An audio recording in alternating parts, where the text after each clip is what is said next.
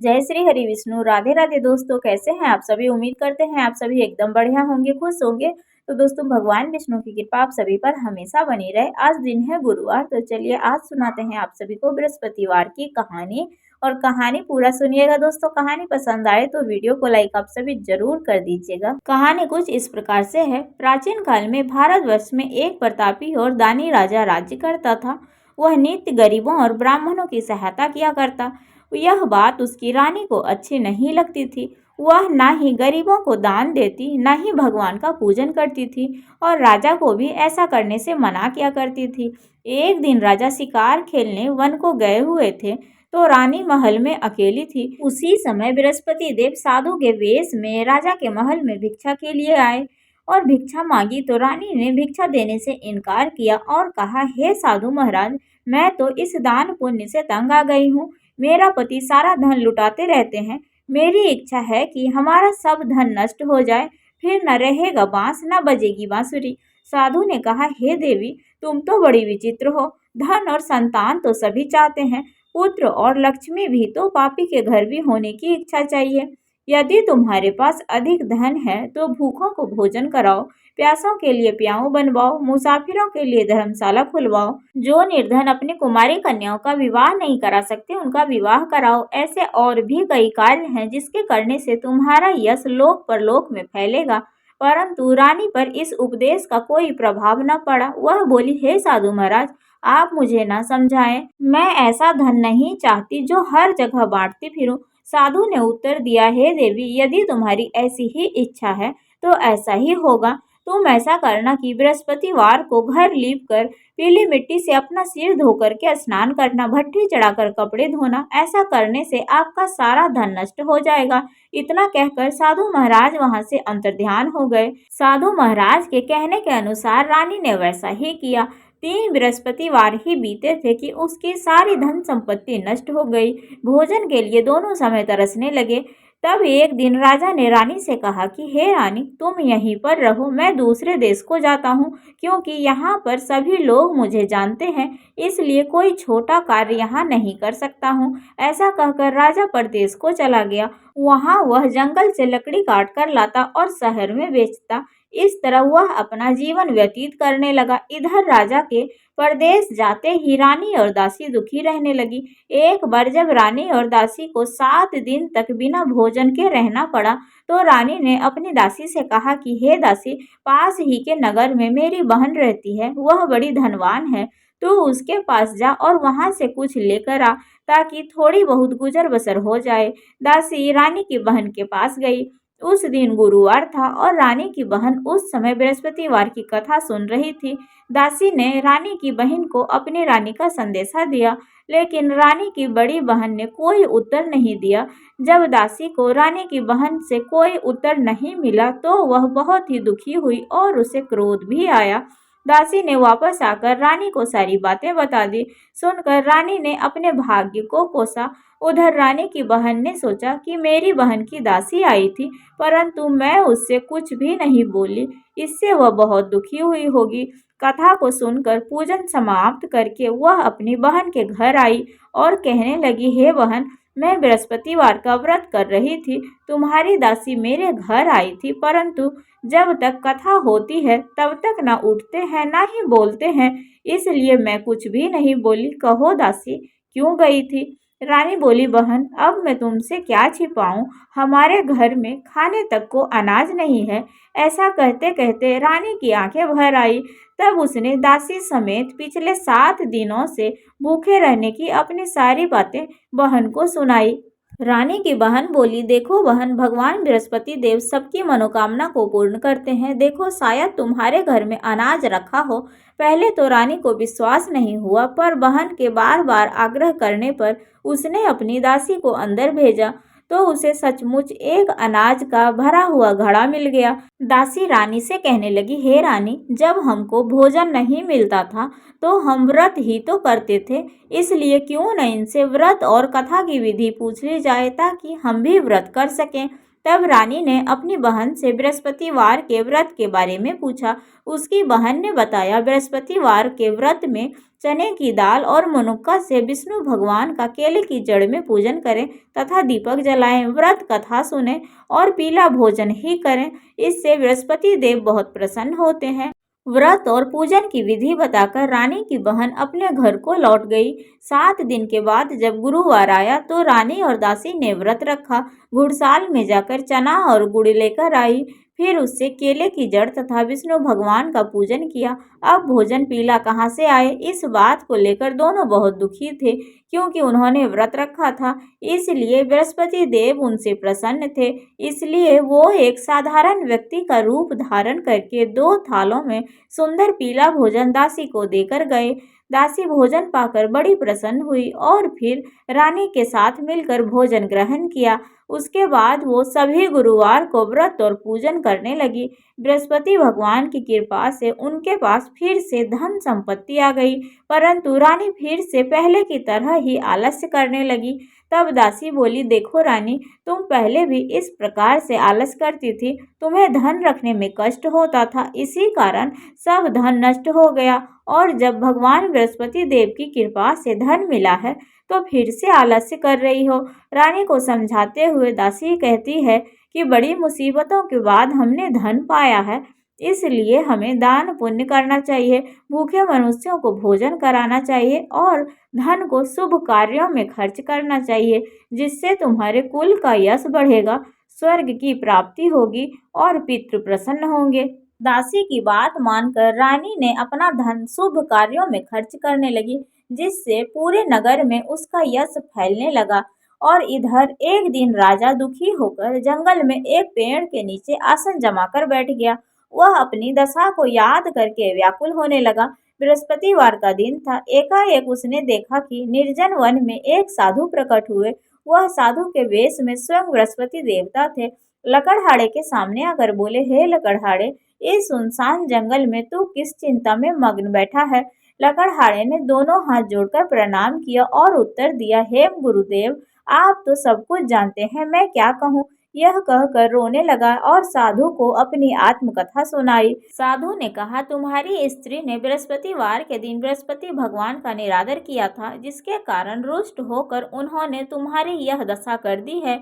अब तुम चिंता को दूर करके मेरे कहने पर चलो तो तुम्हारे सारे कष्ट दूर हो जाएंगे और भगवान पहले से भी अधिक धन संपत्ति देंगे।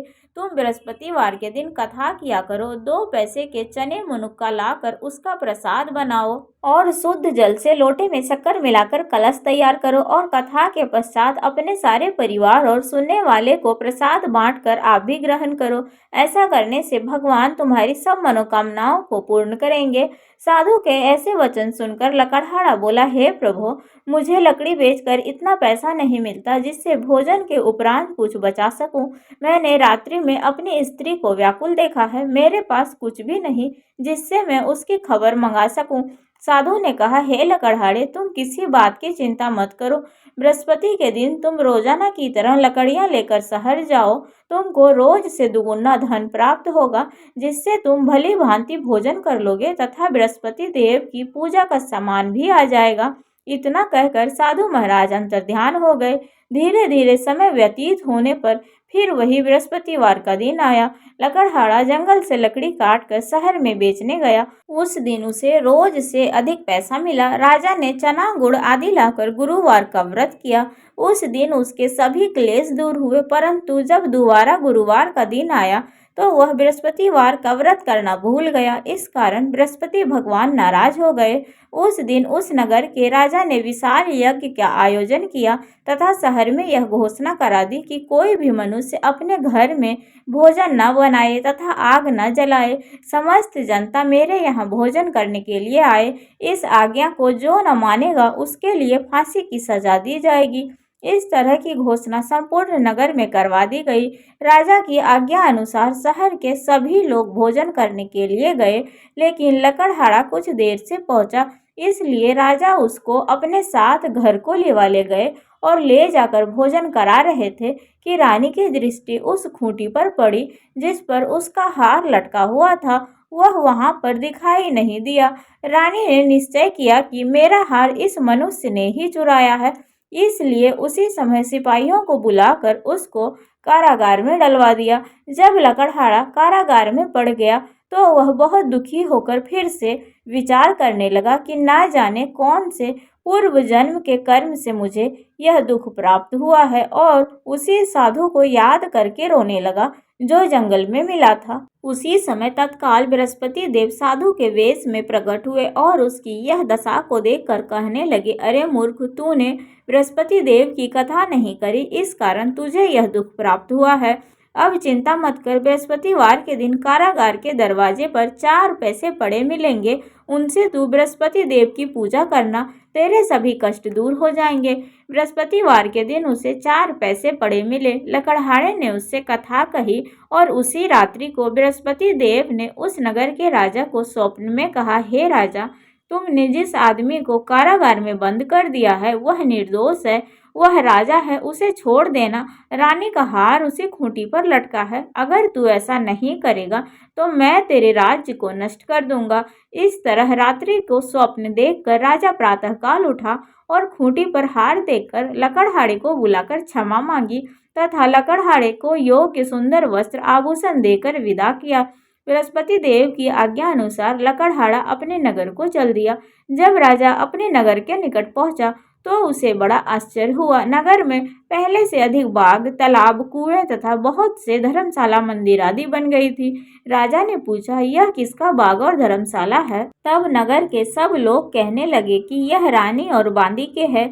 तो राजा को आश्चर्य हुआ और गुस्सा भी आया। जब रानी ने यह खबर सुनी कि राजा आ रहे हैं तो उसने अपने बांदी से कहा कि हे दासी, देख, राजा हमको कितनी बुरी हालत में छोड़ गए थे। हमारी ऐसी हालत को देखकर वह लौट न जाए, इसलिए तू दरवाजे पर खड़ी हो जा। आज्ञा अनुसार दासी दरवाजे पर खड़ी हो गई। राजा आए तो उन्हें अपने साथ लिवा लाई। तब राजा ने क्रोध करके अपनी रानी से पूछा कि यह धन तुम्हें कैसे प्राप्त हुआ है? तब उन्होंने कहा, हमें यह सब धन बृहस्पति देव के व्रत के प्रभाव से प्राप्त हुआ है। तब से राजा ने निश्चय किया कि 7 रोज बाद तो सभी बृहस्पति देव का पूजन करते हैं, परंतु मैं प्रतिदिन दिन में 3 बार कहानी कहूँगा तथा रोज व्रत किया करूँगा। अब हर समय राजा के दुपट्टे में चने की दाल बंधी रहती थी तथा दिन में 3 बार कहानी कहता। एक रोज राजा ने विचार किया कि चलो अपनी बहन के यहाँ हो आए। इस तरह निश्चय कर राजा घोड़े पर सवार होकर अपनी बहन के यहाँ चलने लगा। मार्ग में उसने देखा कि कुछ आदमी एक मुर्दे को लिए जा रहे हैं। उन्हें रोक कर राजा कहने लगा, अरे भाइयों, मेरी बृहस्पति देव की कथा सुन लो। वो बोले, हमारा तो आदमी मर गया है, इसको अपनी कथा की पड़ी है। परंतु कुछ आदमी बोले, अच्छा कहो, हम तुम्हारी कथा भी सुनेंगे। राजा ने दाल निकाली और कथा आधी हुई कि मुर्दा हिलने लग गया, और जब कथा समाप्त हो गई तो राम राम करके मनुष्य खड़ा हो गया। अब आगे मार्ग में उसे एक किसान खेतों में हल चलाता मिला। राजा ने उसे देख और उससे बोला, अरे भाई, तुम मेरी बृहस्पति देव की कथा सुन लो। किसान बोला, जब तक मैं तेरी कथा को सुनूंगा तब तक मैं 4 हरैया जोत लूंगा। जा अपनी कथा किसी और को सुनाना। इस तरह राजा आगे चलने लगा।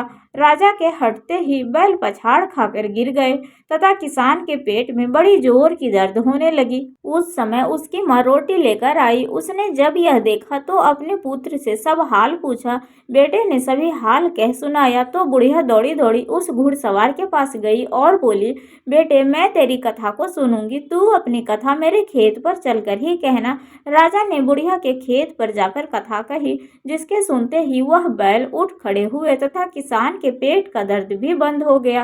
राजा अपनी बहन के घर पहुंचा। बहन ने भाई की खूब मेहमानी की। दूसरे रोज प्रातःकाल राजा जागा तो वह देखने लगा कि सब लोग भोजन कर रहे हैं।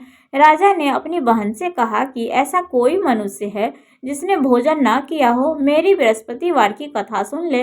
बहन बोली, हे भैया, यह देश ऐसा ही है, पहले यहाँ लोग भोजन करते हैं, बाद में अन्य काम करते हैं। अगर कोई पड़ोस में हो तो मैं देख आऊं। वह ऐसा कहकर देखने चली गई, परंतु उसे कोई ऐसा व्यक्ति नहीं मिला जिसने भोजन न किया हो। अतः वह एक कुम्हार के घर गई जिसका लड़का बीमार था। उसे मालूम हुआ कि उनके यहाँ 3 रोज से किसी ने भोजन नहीं किया है। रानी ने अपने भाई की कथा सुनने के लिए कुमार से कहा, तो वह तैयार हो गया। राजा ने जाकर बृहस्पतिवार की कथा कही, जिसको सुनकर उसका लड़का ठीक हो गया। अब तो राजा की प्रशंसा होने लगी। एक रोज राजा ने अपनी बहन से कहा कि हे बहन, हम अपने घर को जाएंगे, तुम भी तैयार हो जाओ। राजा की बहन ने अपनी सास से कहा। सास ने कहा, हाँ चली जा, परंतु अपने लड़कों को मत ले जाना, क्योंकि तेरी भाई के कोई औलाद नहीं है। बहन ने भैया से कहा, हे भैया, मैं तो चलूंगी, परंतु कोई बालक नहीं जाएगा। राजा बोला, जब कोई बालक ही नहीं चलेगा तो तुम ही क्या करोगी। बड़े दुखी मन से राजा अपने नगर को लौट आया। राजा ने अपनी रानी से कहा कि हम निर्वंशी हैं, हमारा मुंह देखने का कोई धर्म नहीं है और कुछ भोजन आदि नहीं किया। रानी बोली, हे प्रभु, बृहस्पति देव ने हमें सब कुछ दिया है, औलाद भी अवश्य ही देंगे। उसी रात को बृहस्पति देव ने राजा के स्वप्न में आकर कहा, हे राजा, उठ, सभी सोच को त्याग दे, तेरी रानी गर्भ से है। राजा को यह बात सुनकर बड़ी खुशी हुई। 9वें महीने में उसके गर्भ से एक सुंदर पुत्र पैदा हुआ। तब राजा बोला, हे रानी, स्त्री बिना भोजन के रह सकती है, पर बिना कहे नहीं रह सकती। जब मेरी बहन आवे तो तुम मुझसे कुछ मत कहना। रानी ने सुनकर हाँ कर दिया। जब राजा की बहन ने यह शुभ समाचार सुना तो वह बहुत खुश हुई तथा बधाई लेकर अपने भाई के यहाँ आई। तभी रानी ने कहा कि घोड़ा चढ़कर तो नहीं आई, गधा चढ़ी आई। राजा की बहन बोली, भाभी, मैं इस प्रकार से ना कहती तो तुम्हें औलाद कैसे मिलती। बृहस्पति देव ऐसे ही हैं, जैसे जिसकी मन में कामनाएं हैं सभी को पूर्ण करते हैं। जो सद्भावना पूर्वक बृहस्पतिवार का व्रत करता है एवं कथा पढ़ता है अथवा सुनता है, दूसरों को सुनाता है, बृहस्पति देव उसकी सभी मनोकामनाओं को पूर्ण करते हैं।